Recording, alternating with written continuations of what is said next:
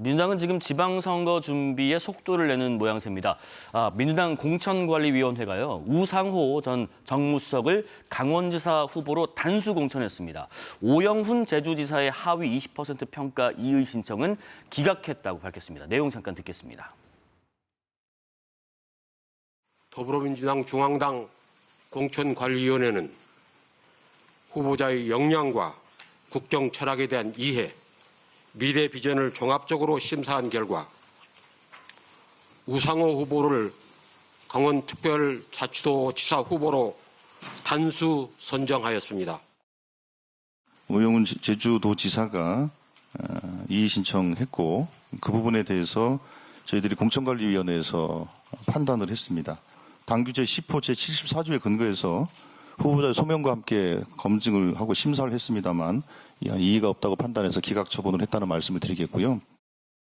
만약에 그런 거였으면 지난번 22년 경선 때 이미 불이익을 받았겠죠. 그렇지 않습니까? 그러니까 그거는 그런 식으로 규정하는 것은 그거는 적절치 않고요. 자, 우선은 그 공천 1호 확정자 상당히 빨리 나온 것 같은데 지방선거에 사실상 단독으로 입후보한 김경수 전 지사나 박찬대 의원에 대한 결정도 그럼 조만간 이루어지나요? 어떻습니까?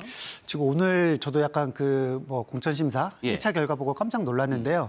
민주당이 지방선거에 굉장히 좀 속도를 내고 있다. 그러게요. 이렇게 평가를 할 수 있을 것 같고요. 네. 지금 말씀하신 박찬대 의원이나 그리고 김경수 지사 같은 경우에도 만약에 이제 경쟁 후보가 없다면 단수 공천을 빨리 해서 그 지역에서 빨리 선거운동을 할 수 있게 하는 것도 좋은 방법이다 이렇게 좀 생각이 들고요. 그러면은 예비 후보군이 지금 여러 명인 서울, 경기 이런 지역은 컷오프 합니까? 아니면 모두 다 경선으로 갑니까? 지금 정청래 대표가 경선에서 컷오프는 없다 이렇게 말씀을 하셔서 아마도 예비 경선을 치를 것 같습니다. 그래요? 특히 이제 서울 지역 같은 경우에는 지금 후보군들이 여럿이기 때문에 다양한 방법으로 경쟁을 해서 경쟁력이 생길 수 있도록 그렇게 당의 경선을 꾸리는 것도 당 지도부의 몫이거든요. 그래서 서울이나 경기 지역 같은 경우에는 후보자들이 많이 있기 때문에 그 후보자들이 경선을 통해서 본인의 경쟁력을 당원과 국민 여러분께 알려드리고 또 그것을 통해서 예를 들면 네거티브라든지 거기서 또 맷집을 또 키울 수 있거든요. 그래서 민주당에서는 지금 경선을 어쨌든 재밌고 그리고 국민들한테 많은 관심을 받을 수 있도록 그렇게 준비하고 있는 것으로 알고 있습니다. 지금 그 상대당에서요. 송영길 전 대표 같은 경우에는 탈당 3년 만에 오늘 민주당에 정식으로 복당 조치가 됐어요. 자, 지금 인천 계양을 이 지역에 출마할 것으로 지금 보이는데 이 지역 교통 정리는 어떻게 예상하시는지 그리고 여기에 대응할 국민의힘 주자는 누가 나오면 좋겠다 생각 드는 분이 있으실지요? 일단 이 지역 교통 정리는 민주당에 오랫동안 잔뼈가 굵으신 분들도 답변을 못 하는데 제3자인 제가 어떻게 알겠습니까? 네. 그런데 지금 이렇게는 가능할 것 같아요. 어떻게요? 송영길 그다음에 김남준 둘 중에 누가 결국은 티켓을 받느냐에 따라서 해석은 가능할 것 같다라는 생각이 들어요. 지금 대통령 지지율이 상당히 높고요. 네네. 그리고 대통령이 소위 그동안에는 명청 갈등이라 해서 상당히 논란이 많았는데 합당 문제를 계기로 해서 어느 정도 정리가 됐다라는 느낌이 들고요. 그다음에 대통령 대변인이었던 김남준 대변인이 본인이 어쨌든 이제 보궐선거에 출마하기로 하고 지금 대변인직을 내려놨습니다. 그런데 그 다음에 이 김남준 씨의 행보를 보면은 과연 지금 정치 초년생이에요. 아직까지는. 그렇죠. 무관인데 송영길 전 의원 같은 경우는 개항을 해서 진짜 뼈를 묻은 그런 인사 아닙니까?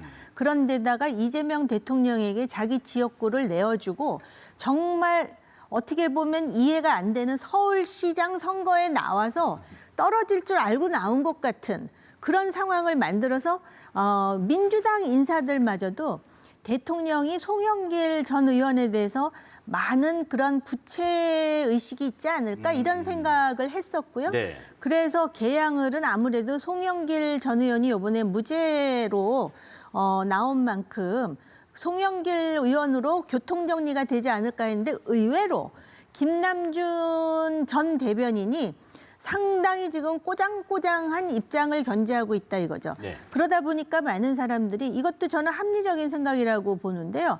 본인의 생각이 아니라 대통령과의 교감하에 그러는 거 아니야? 이렇게 얘기를 하다 보니까 교통정리는 그 위에서 되는 것인데 밖에 있는 제가 알 수가 없는 것이고요. 예. 지금 국민의힘 같은 경우는 수도권의 지자체장이라든지 더군다나 인천 계양을의 보궐선거에 국민의힘 주자로 선뜻 나서서 내가 농개처럼 빠져 죽겠어요라고 하는 사람이 과연 아직까지는 안 나오는 상황 아니겠습니까? 예. 그래서 지금 국민의힘 주자는 누가 될지 저는 모르겠는데 아마 계양을의 소위 지역위원장으로서 뭔가 활동을 해보고 싶은 사람이 나올 가능성도 있다라고 보이고요. 아까 여 대변인 말씀하신 것 네. 중에 한마디만 하자면 지금 그 당협위원장들이 왜 그 장동혁 대표 사퇴를 요구했다라는 이유로 윤리위에 지금 제소된 사람들 있잖아요. 이게 국민의힘의 어떤 독특한 현상이라고 말씀하시는데 그 부분은 제가 여 대변인님하고 좀 생각이 다른 것 같아요. 우리나라의 정치 문화가요. 꼭 누구의 명을 들어야 되든지 누구의 편을 들어야 된다라는 문화가 보수 정당만 있는 게 아니에요. 제가 무슨 지금 물타기를 하려고 그러는 게 아니라 그 불과 2024년에 총선 때 비명 행사를 보세요. 그리고 또 멀지 않은 시점에 공치모, 공소취소 모임이라고 세상에 민주당 국회의원 100몇 명이 대통령 공소취소를 추진하는 모임에 지금 가담을 하는 이런 일련의 상황도 제가 볼 때는 이게 한마디로 명을 들은 게 아니면 편을 들은 것인가라는 합리적 의심이 가는 그런 행동들이거든요. 알겠습니다. 그래서 그 부분은 조금 단순히 이게 국민의힘만의 독특한 현상 같지는 않다라고 말씀드리고 싶네요. 선거 얘기 조금만 더 해볼게요. 국민의힘 선거 준비 상황 잠깐 보겠습니다. 먼저 이정현 공천관리위원장 발언 들어보시겠습니다. 공천 신청 자격과 관련해서 조금 독특한 것을 뒀습니다. 공천 신청 자격 이렇게 됐습니다. 드물기는 하겠지만 현직 광역단체장, 시장도지사가 시장군수구청장, 기초단체장 선거 출마하는 것은 불허하는 것으로 하고 현직 광역의원이 시도의원이 시군구의원의 선거 출마한 것도 불허를 합니다. 또 기초의원 공천을 할 때에 한 사람이 3번 연속 가번, 당선 가능성이 가장 높은 가번을 3번 연속 추천을 하는 것을 금지시켰습니다. 그리고 또 SNS를 통해서도요. 소속 현역 지방자치단체장들을 향해서 사실상 불출마를 요구를 했습니다. 자, 아까 잠깐 언급하셨는데 정 의원님, 현역 단체장들에게 스스로 내려놓으라고 말하는 이유가 뭘지 염두에 두는 사람이 혹시 있는 건지도 궁금하고요. 네, 뭐 여성, 젊은 사람, 네. 뭐 개혁적인 그런 얘기 많이 하는데요. 제가 사실은 국민의힘을 애정하는 사람으로서 자꾸 지적을 안 할 수가 없는 게 거기 젊은 사람들 보면은 그 소위 윤어겐을 주창하는 사람들이 아직까지도 굉장히 많은 이유를 저는 솔직히 개인적으로 모르겠는데 예. 그러다 보니까 이정현 위원장은 자기 나름대로 자신의 비전을 가지고선 제시하는지 모르지만 많은 사람들이 결국은 그 소위 윤어겐 지도부와 같은 맥락 속에 기존의 그 장동혁 기득권과 생각을 달리하는 사람들을 차제에 정리하고 지금 자기 편을 공천하려고 하는 게 아니야? 라는 이해인지 오해인지는 모르겠지만 네네. 그런 그 해석을 하는 목소리도 굉장히 많거든요. 근데 지금 기초의원 공천할 때 3번 연속 가번 받은 사람에 대해서는 연속 추천 금지 이런 거는 저는 바람직하다고 봐요.